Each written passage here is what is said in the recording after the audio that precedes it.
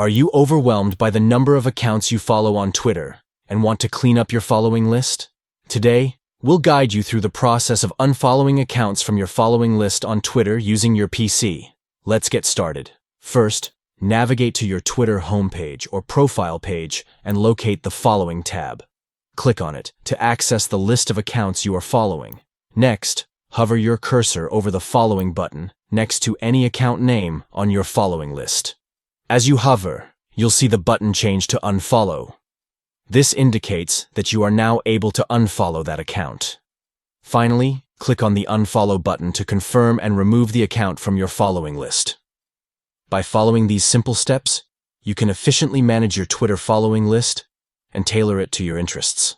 Unfollowing accounts that no longer align with your preferences can help declutter your feed and ensure you see content that is relevant and engaging to you. Taking the time to create your following list can improve your overall Twitter experience and make your feed more enjoyable and personalized.